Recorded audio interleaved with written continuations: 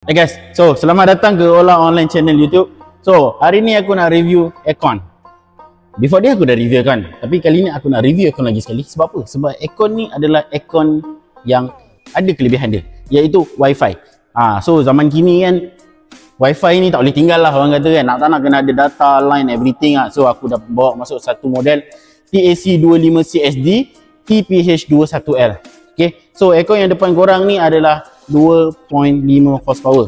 So kat sini dia adalah high, orang kata high eco. So dia smart lah, smart eco orang panggil dia. Lepas tu low noise dan juga yang penting adalah inverter. Alright, so ada yang tanya, okay, dekat CS kita orang, sebab apa? Dia kata, TCL ni dia punya fin dalam dia gold ke? So filter dia macam mana and everything? So jom aku tunjuk. Yang korang nampak, atas ni dia ada filter. Tak semua aircon akan ada filter macam ni. Okay, sebab apa? Sebab ini amat orang kata susah untuk buat benda ni, and tak semua model yang ada filter macam yang korang nampak. Okay, so jom kita tengok bahagian dalam. So kita baringkan dia. Okay, agak berat sikit lah, okay. And ni aircon barulah. Okay, jom kita tengok bahagian fin dia. Mari sini.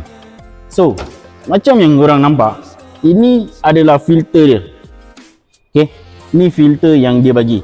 Ini jangan buang sebab ini boleh digunakan semula. So korang cuci bersih, ataupun nak senang korang cuci guna air yang laju.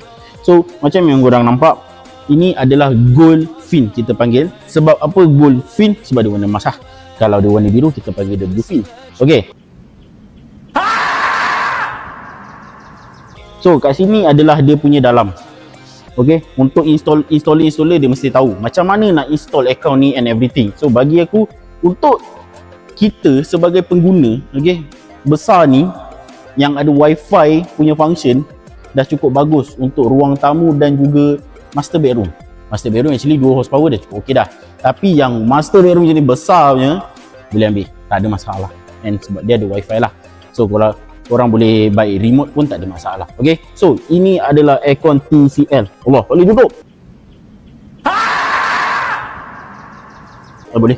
Okay, so ini adalah aircon TCL. So besar dia, besar lah juga. Okay, dan korang jangan risau, ini kalau korang beli akan dapat indoor dan outdoor dia satu set. Wiring, remote and everything semua dapat.